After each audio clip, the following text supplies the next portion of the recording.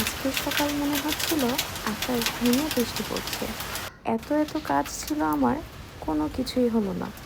So সকালবেলা ঘুম থেকে উঠেই আর্জেন্টিনার খেলা দেখতে বসে গিয়েছিলাম।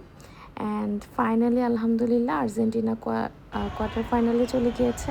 অ্যান্ড আমি তো খুবই হ্যাপি, আমার বাসারও সবাই হ্যাপি। সো আমার বাসায় মোটামুটি সবাই আর্জেন্টিনা। অ্যান্ড সেই খুশিতে এক কাপ চা খেয়ে ফেললাম সকাল সকাল।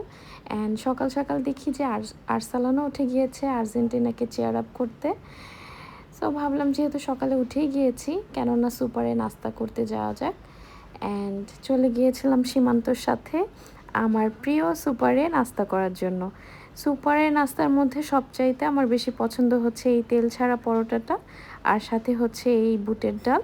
আর আজকে নিয়েছিলাম সাথে নেহারি, খাসির পায়া। সো অনেক বেশি মজা ছিল।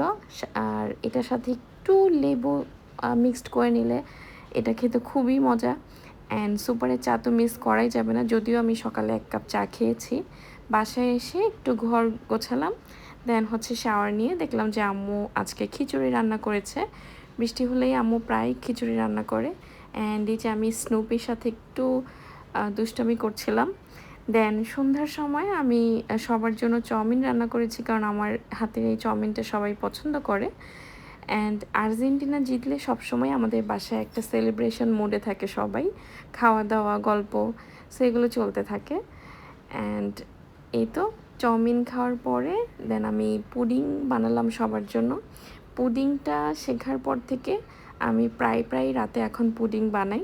আমার কাছেও খুব ভালো লাগে, বাসার সবাই খুব পছন্দ করে। সো এই তো দ্যাটস ফর টুডে। আল্লাহ হাফিজ সবাইকে।